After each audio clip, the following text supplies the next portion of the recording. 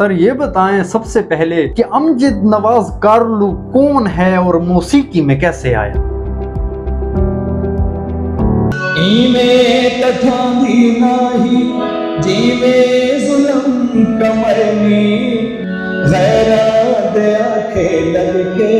दुश्मन में देख लेनी, जिंदगी में मुझसे मिलने वो कभी आया न था, आज क्यों मेरी कब्र पे रो रहा था बेवफा।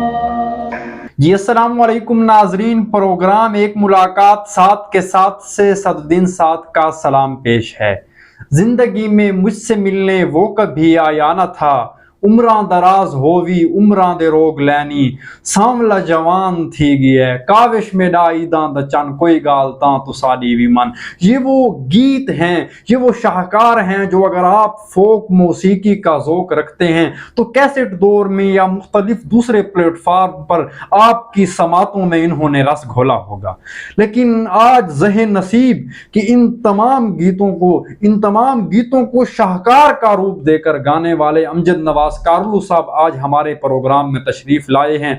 और मैं बताता चलूं कि आप डेरा इस्माइल खान की सतह पर वो पहले फोक फनकार हैं जिन्हें लोगों ने ना सिर्फ शर्फ़े कबूलियत बख्शा बल्कि मोहब्बतों का भी कुछ ऐसे सबूत दिया कि ना सिर्फ डेरा इस्माइल खान बल्कि जो पूरा जनूबी पंजाब और सराइकी बेल्ट है यहाँ पर आप अपनी पहचान आप बने। तो आए आज आपसे गुफ्तगू भी करते हैं और थोड़ा मौसीकी का भी लुत्फ लेते हैं। सर बहुत शुक्रिया कि आप हमारे प्रोग्राम में तशरीफ़ लाए और मैं आपका तहे दिल से मशकूर हूँ। बहुत शुक्रिया जी।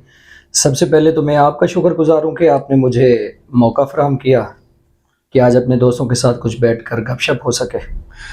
सर बहुत शुक्रिया। सर ये बताएं सबसे पहले कि अमजद नवाज कारलू कौन है और मौसीकी में कैसे आया।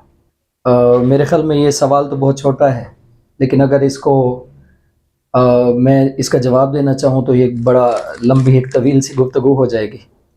अमजद नवाज कारलू बेसिकली जो है एक ज़मींदार फैमिली से ताल्लुक़ रखने वाला एक फ़र्द है जो कि जिसका 7 पुश्तों से मैं कहूँगा कि कोई म्यूज़िक से जिस ख़ानदान का वास्ता ही नहीं था। कारलू फैमिली से मेरा ताल्लुक़, मेरे घर में 7 पुश्तों से कभी ऐसा कोई फ़नकार पैदा ही नहीं हुआ कि जो म्यूज़िक की तरफ हो। हाँ, ये ज़रूर था कि अताउल्लाह ईसा खलवी साहब का एक दौर गुज़रा है, बहुत बड़ा दौर गुज़रा है उनका और बड़ा एक कैरियर उनका गुज़रा है जिसमें उन्होंने एक बड़ी खूबसूरत इनिंग खेली है म्यूज़िक के हवाले से। घर में अक्सर उनकी आवाज़ सुनते थे, कैसेट का दौर था, टेप रिकॉर्डर पे रेडियो पर उनके गाने सुनते थे और मैं देखता था कि जब अताउल्लाह ईसा खलवी कभी टीवी पर आ जाते तो सारे लोग जमा हो जाते कि यार अताउल्लाह ईसा खलवी ने आ जाना है। तो वो कहीं दिल के नेहा खानों में एक बात वो थी कि यार मैं भी इसी तरह एक फ़नकार बनूं और मुझे भी लोग सुने और मेरे म्यूज़िक को पसंद करें। तो वो एक शौक़ था जो मुझे इस तरफ लेके आया। हालांकि ख़ानदान में ऐसा कोई फ़र्द, जिस तरह मैंने कहा कि गालिब ने जिस तरह कहा है कि 100 पुश्त से है पेशा या आबाद सिपाहगिरी, कुछ शायरी ज़रिए इज़्ज़त नहीं मुझे। तो मेरा भी इसी तरह कुछ था कि बेसिकली जो ख़ानदान था वो एक ज़मींदार फैमिली थी और पढ़े लिखे लोग थे, लेकिन म्यूज़िक की तरफ मुझे बचपन ही से बस वो जिस तरह देखा सुना अताउल्लाह ईसा खलवी साहब को, तो वो एक शौक़ बढ़ा इस तरफ। तो सर अगर प्रोग्राम के आगाज़ में ही आप हमारे नाजरीन के लिए कुछ अता कर दें, चूँकि वो तो एक बड़े लंबे अरसे बाद आपको सुनने के लिए बेताब हो रहे हैं, अगर बस कुछ अता कर दें अपनी मर्जी का। पहले गुलाम हंसे करे मलाम साको जेकर मलाम हंसे,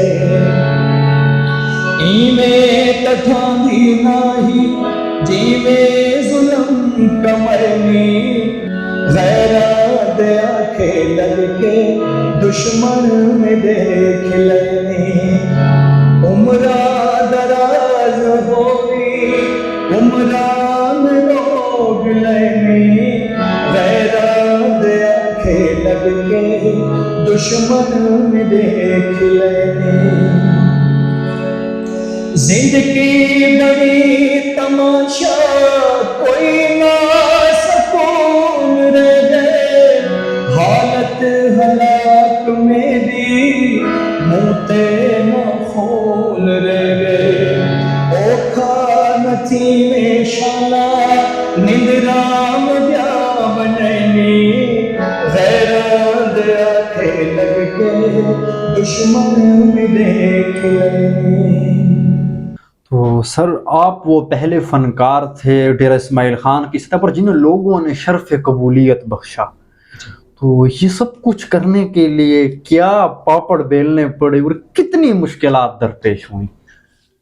जी, एक मैं कहूँगा कि काफ़ी लंबी कहानी बन जाएगी, लेकिन डी खान में बड़े मुझसे पहले बहुत बड़े बड़े नाम गुजरे हैं और असातिज़ा गुजरे हैं। गो के उनका बहुत बड़ा नाम, तो काफ़ी सारे फ़नकार थे।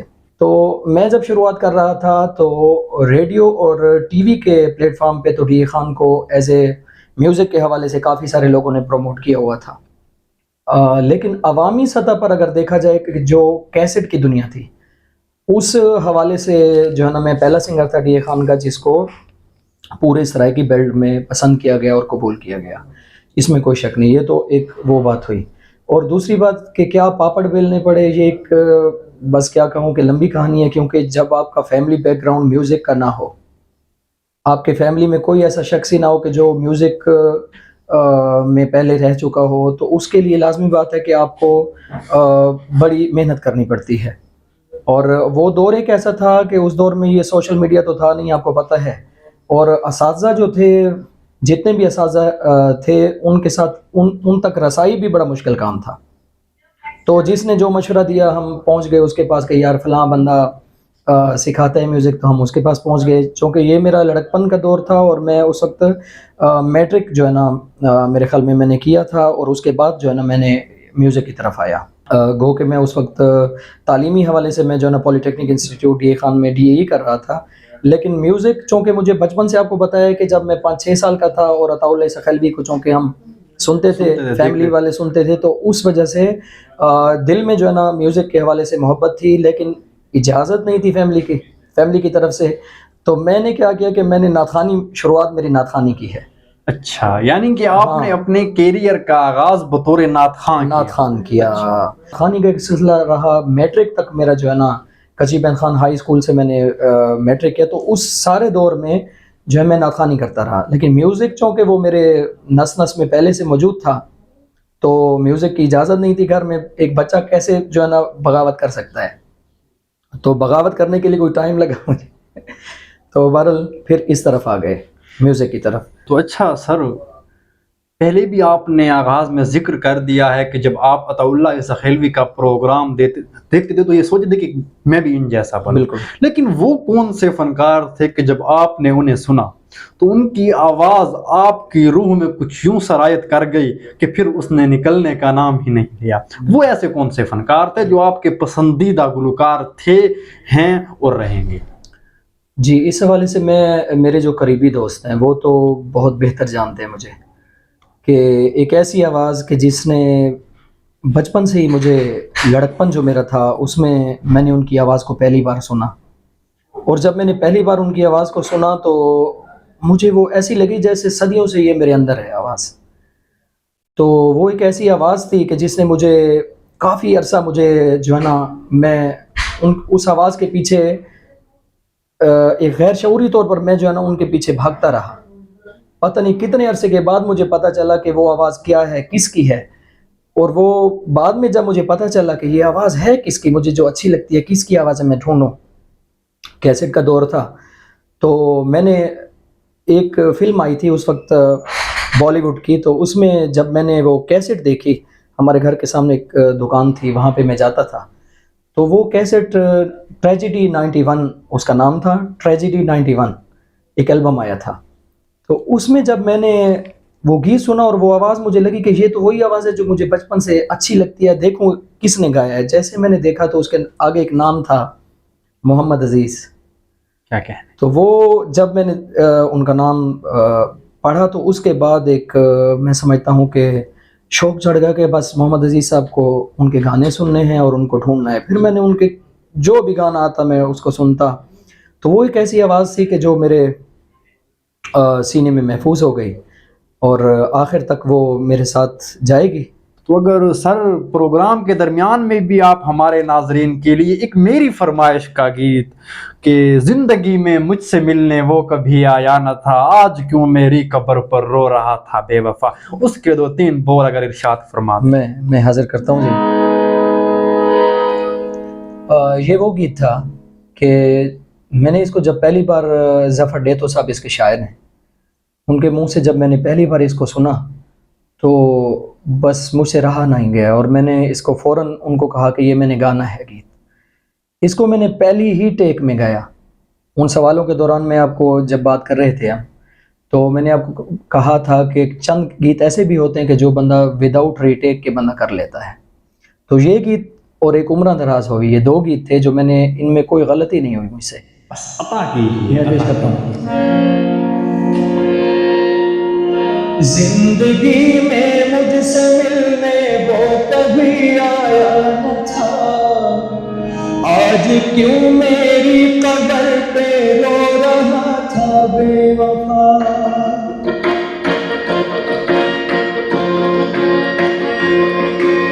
आँख उसकी अब खुली है जब ये दुनिया छोड़ दी, इतने दिन था वो कहाँ क्या सो रहा था बेवफा।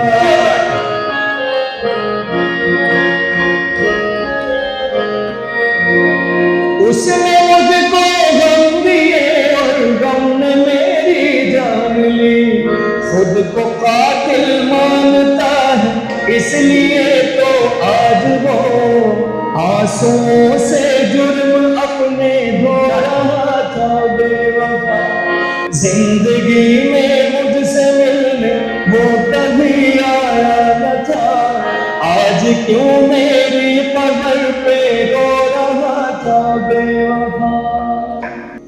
बाद मरने के ज़फ़र उनकी इनायत है बड़ी, 4 पुल मेरे लिए पढ़ तो रहा था। क्या कहने। तो अच्छा सर, मौसीकी तो ऐसी फील्ड है कि इसमें एक बाकायदा तरबियत लेना लाजिम होता है। तो आपको जो मौसीकी के इब्तिदाई तौर अतवार थे, रमूज़ थे, वो किसने सिखाए, यानी आपका उस्ताद कौन है? जी, बड़ा खूबसूरत सवाल है और मेरे ख्याल में ये बड़ा ज़रूरी भी था कि आप पूछते। आपने पूछ लिया, बहुत शुक्रिया। तो मोहम्मद अजीज़ साहब चूँकि मेरे रूहानी उस्ताद हैं, उनको तो सुना और मेरी बदकिस्मती कि मैं उनसे जो है ना फैज़ हासिल नहीं कर पाया उस तरह के वो मेरे आमने सामने हों। तो लेकिन ये है कि मुझे अल्लाह पाक ने ये ज़रूर जो है ना मुझे एक नेमत से नवाजा कि मैं मोहम्मद अजीज़ साहब की पूरी फैमिली के साथ अब इन टच हूँ और उनके बच्चे, उनकी मेरी जो उस्तानी जी कहें, मोहम्मद अजीज़ साहब की जो वाइफ हैं, और ख़ासकर सबसे ज़्यादा जो उनके भाई, छोटे भाई हैं, सैयद अनीसुल नबी जी, वो कलकत्ता हिंदुस्तान में होते हैं, अफसाना निगार हैं और मेरे वो ऐसे समझें कि मेरे वो टीचर हैं। ठीक है जी।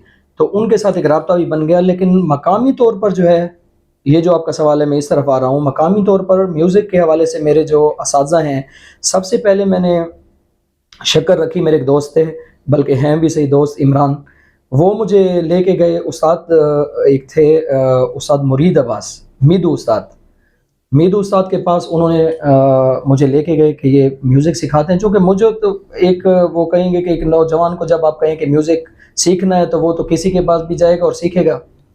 तो उनके पास जब लेके गए तो सबसे पहले मैंने उनकी शक्कर रखी और बाकायदा शक्कर का जो ये लफ्ज़ है ये होता है कि बाकायदा मिठाई रखी, तो उसमें बाकायदा एक शागिर्दी उस्तादी का वो हुआ। लेकिन बदकिस्मती कहें कि मैं उनके पास आना जाना मेरा कोई 1 हफ्ते 10 दिन का था। उसके बाद मुझे एक हमारे दोस्त थे, नात खान भी थे, अल्लाह पाक उनको खरीक रहमत फरमाए, करीम नवाज बलोच साहब, ठीक है, बहुत बड़े नात खान और डी खान का एक बहुत बड़ा नाम नात खानी। तो उन्होंने मुझे कहा कि यार अगर आपने सीखना है तो मैं अपने दोस्त से बात करूँगा, वहाँ आप आएँ और सीखें। तो उन्होंने मुझे जो है ना उस्ताद साहिबजादा मोहम्मद नईम साहब के पास लेके गए। और साहिबजादा नईम साहब एक ऐसी शख्सियत है, मैं कहूँगा कि वो सिर्फ मेरे म्यूज़िक के उस्ताद नहीं हैं, मैं उन्हें अपना ज़िंदगी के मुख्तलिफ़ शोबाए ज़िंदगी जो हैं, जिनमें उठना, बैठना, बोलना, यानी कि वो एक अज़ीम शख्सियत, एक ऐसी वर्सटाइल वो शख्सियत हैं कि आपको उनकी वजह से मुझे तसव्वुफ़ की तरफ भी मैलान हुआ और यानी कि उन्होंने मुझे बहुत कुछ सिखाया। साहबज़ादा नईम साहब के बाद बलदेव कुमार साहब के पास मैं गया, वो भी वफ़ात पा चुके हैं। बलदेव कुमार साहब के पास मैं काफ़ी दिन जाता रहा। उस लतीफ़ इरफाना साहब की मैंने शक्कर रखी, उनसे गो के सीखने का मुझे मौका ना मिला, लेकिन उनकी भी मैंने शक्कर रखी। और उसके बाद उस्ताद अल्लाह नवाज़ नाज़ू साहब, ये वो 5 असातिज़ा हैं जिनसे मैंने बाकायदा शक्कर रखी और जिनसे मैंने म्यूज़िक, और मेरा ये मानना है कि आपको किसी ने अगर एक लफ्ज़ भी सिखाया तो वो आपका उस्ताद है, और जहाँ से जो कुछ मिल जाए आप ले लें। क्या कहने, बहुत अच्छी बात। तो अच्छा सर, प्रोग्राम के आखिर में भी अगर आप हमारे नाज़रीन के गोश गुजार अगर चंद बोल अपने किसी और सुपरहिट गाने के कर दें तो। जी, मैं आपको एक अपना वो गीत खालिद ख़याल भाई का गीत जो कि मुझे बड़ा पसंद रहा है हमेशा से, उसकी शायरी का कुछ अंदाज़ भी इस तरह था, वो मैं आपको पेश करता हूँ। अता कीजिए।